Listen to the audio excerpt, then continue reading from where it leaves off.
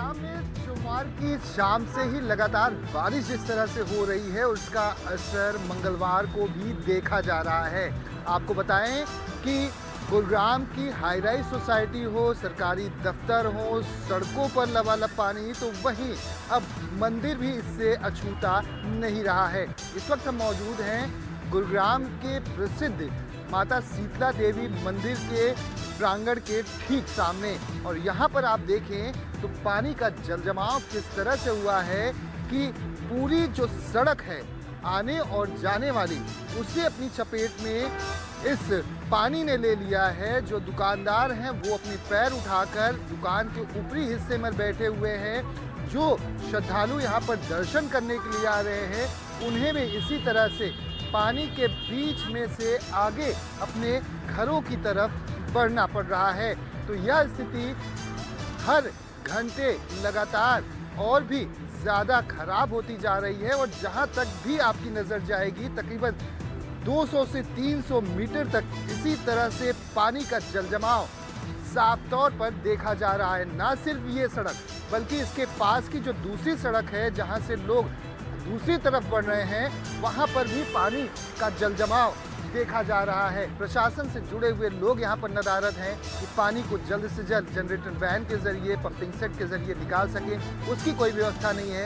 यही वजह है कि यहाँ से गुजरने वाले, चाहे वो श्रद्धालु हो चाहे वो आमजन हो, उन्हें परेशानियों का सामना करना पड़ रहा है। कैमरामैन संजय राहुल के साथ दीपक दुबे, न्यूज़ 24 गुरुग्राम। बिहार की सियासत इस समय गरमाई हुई है। मामला विपक्ष के वोटर अधिकार यात्रा के दौरान विपक्षी मंच से प्रधानमंत्री नरेंद्र मोदी की मां के बारे में की गई अपमानजनक टिप्पणी से है। दरअसल इस मामले पर खूब राजनीति हुई, लेकिन आज प्रधानमंत्री ने खुद इस मुद्दे को उठा लिया।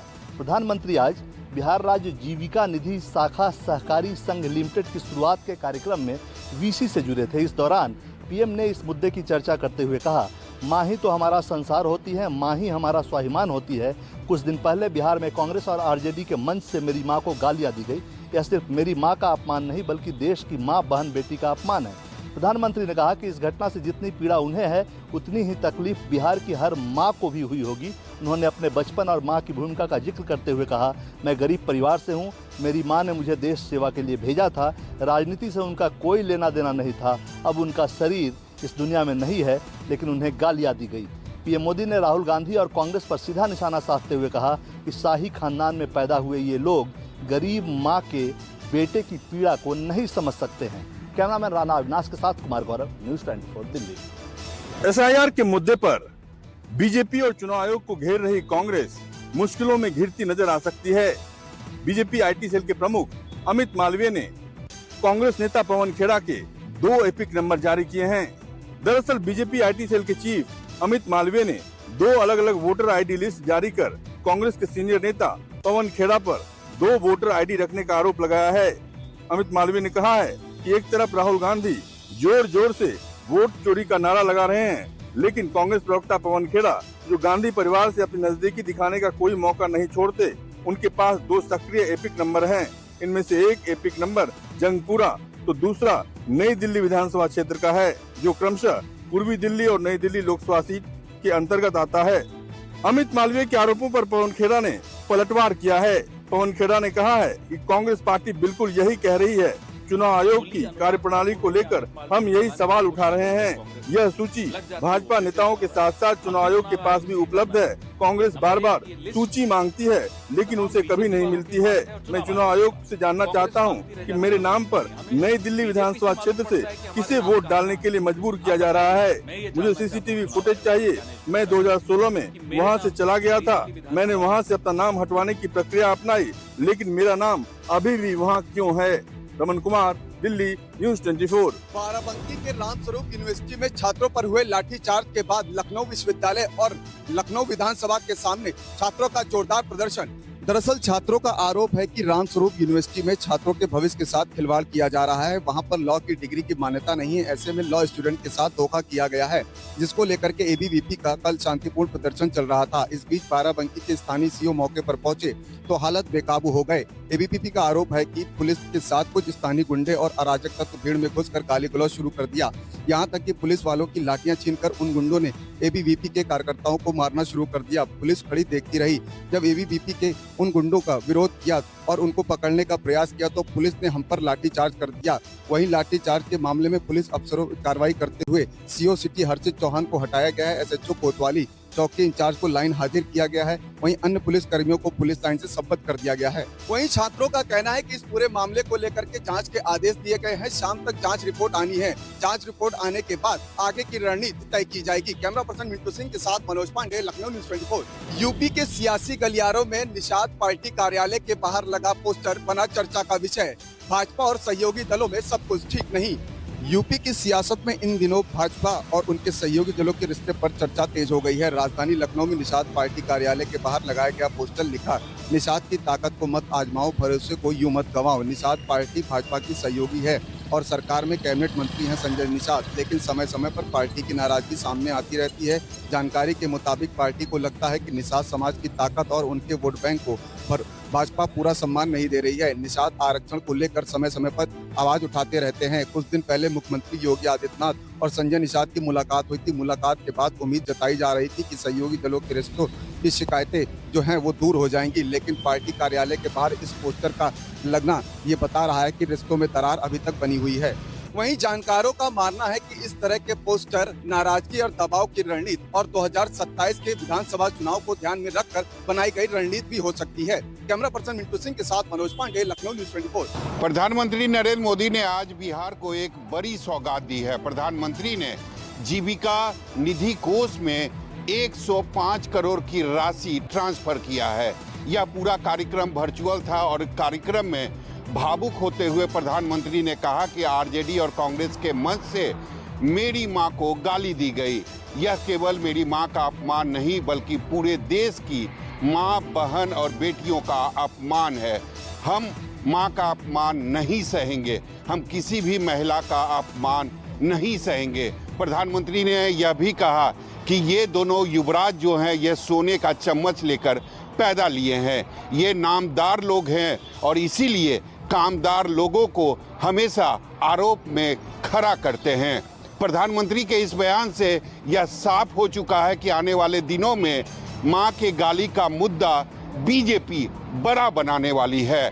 कैमरामैन ऋषि के साथ सौरभ कुमार, पटना, न्यूज़ 24। राजस्थान में सब इंस्पेक्टर भर्ती परीक्षा 2021 को लेकर मचा घमासान खत्म होने का नाम नहीं ले रहा है। भले ही हाईकोर्ट ने इस भर्ती परीक्षा को रद्द करने का निर्देश जारी कर दिया, लेकिन राजस्थान सरकार इस पूरे मुद्दे पर अब भी कुछ वक्त और लेना चाहती है ताकि विधि परामर्श लेकर इस पूरे मामले पर आगे बढ़ सके। और शायद यही कारण है कि हाईकोर्ट का फैसला आने के बाद भी राजस्थान सरकार ने अब तक आरपीएससी को इस भर्ती परीक्षा को रद्द करने की प्रक्रिया को शुरू करने का निर्देश नहीं दिया है। इस बीच आरपीएससी के सदस्यों पर जिस तरह से हाईकोर्ट ने उंगली उठाई है, उसके बाद आरपीएससी की एक सदस्य मंजू शर्मा ने इस्तीफा दे दिया और बाकी सभी लोगों पर भी अब लगातार इस्तीफा देने का दबाव बढ़ता जा रहा है। चूंकि ये एक संवैधानिक प्रक्रिया है, ऐसे में इसमें कुछ वक्त भी लगता नजर आ रहा है। इस बीच उन लोगों की परेशानियां बढ़ गई है जो कि इस भर्ती परीक्षा में पास हो गए थे, ईमानदारी से उन्होंने भर्ती परीक्षा दी थी, लेकिन अब हाईकोर्ट के फैसले के बाद उनके हाथ से ये नौकरी जाती हुई नजर आ रही है। श्रीवत्सन, जयपुर, न्यूज़ 24। नर्मदा जिले से सामने आई चौंकाने वाली वारदात। प्रधानमंत्री आवास योजना में भ्रष्टाचार का खुलासा करना एक युवक को इतना भारी पड़ गया कि उसे गांव वालों ने ताली मारी सजा दे डाली। जानकारी के मुताबिक 37 साल के दीपक तुकाराम कोहली को नर्मदा के सेलवा गांव के ही कुछ लोगों ने सार्वजनिक रूप से खंभे से बांधकर बेरहमी से पीटा। यही नहीं, चलते हुए भी उसे काफी दूर तक पीटते पीटते ले गए। इस घटना का वीडियो भी सोशल मीडिया में वायरल हो गया। इतना ही नहीं, दीपक के भाई राहुल के मुताबिक भीड़ ने उनके घर की बिजली काट दी और विरोध करने पर उसे भी पीटा गया। दरअसल दीपक कोहली ने इन लोगों द्वारा किए गए पीएम आवास योजना में धांधली की शिकायत जिला प्रशासन से की थी। इसी का बदला लेने के लिए ग्राम पंचायत की सदस्य विशाखाबेन किरण तड़वी, कंचनबेन दिव्येश तड़वी, दिव्येश विनोद तड़वी और हंसाबेन विवेक भाई तड़वी ने दीपक पर हमला किया। नर्मदा जिले की नई पुलिस प्रमुख विशाखा डबराल ने तुरंत एक्शन लेते हुए आरोपियों के खिलाफ एफआईआर दर्ज की है। फिलहाल सागबारा पुलिस ने 3 महिलाओं और युवक के खिलाफ प्राथमिकी दर्ज कर उनके खिलाफ एक्शन शुरू कर दिया है। कैमरामैन प्रभात साथ भूपेंद्र सिंह, अहमदाबाद, न्यूज़ 24। आरक्षण की मांग को लेकर मुंबई में जारी मराठा आंदोलन को लेकर कल बॉम्बे हाईकोर्ट में सुनवाई हुई थी। बॉम्बे हाईकोर्ट ने राज्य सरकार को निर्देश दिए थे कि मुंबई में कोई नया आंदोलनकारी दाखिल नहीं होना चाहिए। इसलिए मुंबई की सीमाओं पर भारी ट्रैफिक यहाँ पर देखने को मिल रही है, क्योंकि मुंबई पुलिस पूरी तरीके से यहाँ पर मुस्तैद है और ठाणे पुलिस भी यहाँ पर मुस्तैद है। यहाँ पर हर जो गाड़ी आ रही है, हर गाड़ी में देखा जा रहा है कि कोई आंदोलनकारी है कि नहीं, यानी मराठा आरक्षण की मांग को लेकर आंदोलनकारी नए सिरे से मुंबई में ना दाखिल हो, इसके लिए राज्य सरकार के पुलिसकर्मी पूरी तरीके से यहाँ पर मुस्तैद नजर आ रहे हैं। यहाँ पर आज बॉम्बे हाईकोर्ट में मराठा आरक्षण को लेकर दूसरे दिन की भी सुनवाई यहाँ पर होने वाली है।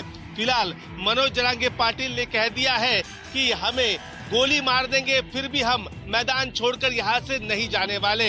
देख सकते हैं कि यहाँ पर नए आंदोलनकारी दाखिल ना हो, इसलिए पुलिस ने बैरिकेडिंग की है। कैमरामैन अंचल सिंह ठाकुर के साथ विनोद जगदाले, न्यूज़ 24 ठाणे। उत्तर प्रदेश में आउटसोर्सिंग सेवा निगम के प्रस्ताव को आज योगी कैबिनेट से मंजूरी मिल गई है। राजधानी लखनऊ में योगी आदित्यनाथ कैबिनेट की बैठक में आज एक बड़ा निर्णय लिया गया है। आउटसोर्सिंग सेवा निगम के गठन के प्रस्ताव को योगी कैबिनेट से मंजूरी मिल गई है। इस प्रस्ताव में न्यूनतम वेतनमान 16,000 रूपए से लेकर 20,000 रूपए तक होगा। यही नहीं, एजेंसी की नियुक्ति 3 वर्ष की अवधि के लिए की जाएगी। निगम के गठन के बाद आउटसोर्स कर्मचारियों को महीने में 1 तारीख से 5 तारीख के बीच में सैलरी दी जाएगी। खास बात ये भी है कि अब सैलरी सीधे कर्मचारियों के खाते में ही जाएगी। बैठक के बाद कैबिनेट मंत्री सुरेश खन्ना ने बताया है कि आउटसोर्सिंग के माध्यम से की जाने वाली भर्तियों में आरक्षण का भी प्रावधान किया गया है, जिसमें SC, ST, महिला और दिव्यांग सभी का आरक्षण होगा। निगम के तहत आउटसोर्स कर्मियों को 1 महीने में 26 दिन की सेवा ही देनी होगी। कैबिनेट मंत्री सुरेश खन्ना ने कैबिनेट की बैठक के बाद ये भी बताया है कि आउटसोर्सिंग के माध्यम से होने वाली नियुक्तियों में लिखित परीक्षा भी होगी और मौखिक साक्षात्कार भी होगा। कैमरा पर्सन मिंटू सिंह के साथ अशोक तिवारी, लखनऊ, न्यूज़ 24। बिहार में परिचारी के तमाम अभ्यर्थी आज पटना में JDO दफ्तर के बाहर प्रदर्शन कर रहे थे। ये तमाम जिलों से आए थे बिहार के। इनका कहना है कि 2012 में वैकेंसी निकली थी, लेकिन उसके बावजूद यहाँ पे पूरी तरीके से जो रिजल्ट है वो प्रकाशित नहीं हुआ। नतीजा ये निकला कि समय समय पर अलग अलग जिलों में अलग अलग कोटे के तहत बहालियाँ तो हुई हैं, लेकिन जो पूरी जो रिजल्ट निकलनी थी वो रिजल्ट नहीं निकली और इसमें बड़े पैमाने पर धांधली हुई है, चाहे वो मुख्यमंत्री का गृह जिला हो या फिर बिहार का दूसरा जिला। आज तमाम अभ्यर्थी यहाँ पे पहुँचे थे जनता दल यूनाइटेड के कार्यालय के सामने। यहाँ पे आप देख सकते हैं कि पुलिस के साथ इनकी नोक-झोंक भी हुई है और पुलिस यहाँ से उन्हें बाहर हटा रही है, क्योंकि इनका कहा जा रहा है कि आप धरना स्थल पे जाएं। आप तस्वीरें देख सकते हैं किस तरीके से स्टेज में महिला अभ्यर्थी भी हैं, जो पुरुष अभ्यर्थी हैं वो भी हैं, और तमाम लोग यहाँ पे अपनी बहाली की मांग करने को लेकर और यहाँ पर प्रदर्शन कर रहे थे। हालांकि पुलिस के साथ इनकी झड़प भी हुई है। कैमरामैन के साथ अमिताभ ओझा, न्यूज़ 24। बाराबंकी के रामस्वरूप यूनिवर्सिटी में छात्रों पर हुए लाठीचार्ज के बाद लखनऊ विश्वविद्यालय और लखनऊ विधानसभा के सामने छात्रों का जोरदार प्रदर्शन। दरअसल छात्रों का आरोप है कि रामस्वरूप यूनिवर्सिटी में छात्रों के भविष्य के साथ खिलवाड़ किया जा रहा है। वहां पर लॉ की डिग्री की मान्यता नहीं है, ऐसे में लॉ स्टूडेंट के साथ धोखा किया गया है, जिसको लेकर के ABVP का कल शांतिपूर्ण प्रदर्शन चल रहा था। इस बीच बाराबंकी के स्थानीय CO मौके पर पहुंचे तो हालत बेकाबू हो गए। ABVP का आरोप है कि पुलिस के साथ कुछ स्थानीय गुंडे और अराजक तत्व भीड़ में घुसकर गाली गलौज शुरू कर दिया। यहाँ तक कि पुलिस वालों की लाठियां छीनकर उन गुंडों ने ABVP के कार्यकर्ताओं को मारना शुरू कर दिया। पुलिस खड़ी देखती रही। जब ABVP के उन गुंडों का विरोध किया और उनको पकड़ने का प्रयास किया तो पुलिस ने हम पर लाठीचार्ज कर दिया। वहीं लाठीचार्ज के मामले में पुलिस अफसरों की कार्रवाई करते हुए CO सिटी हर्षित चौहान को हटाया गया है। SHO कोतवाली चौकी इंचार्ज को लाइन हाजिर किया गया है। वहीं अन्य पुलिस कर्मियों को पुलिस लाइन से शपथ कर दिया गया है। वहीं छात्रों का कहना है कि इस पूरे मामले को लेकर के जांच के आदेश दिए गए हैं। शाम तक जांच रिपोर्ट आनी है। जांच रिपोर्ट आने के बाद आगे की रणनीति तय की जाएगी। कैमरा पर्सन मिंटू सिंह के साथ मनोज पांडे, लखनऊ, न्यूज़ 24।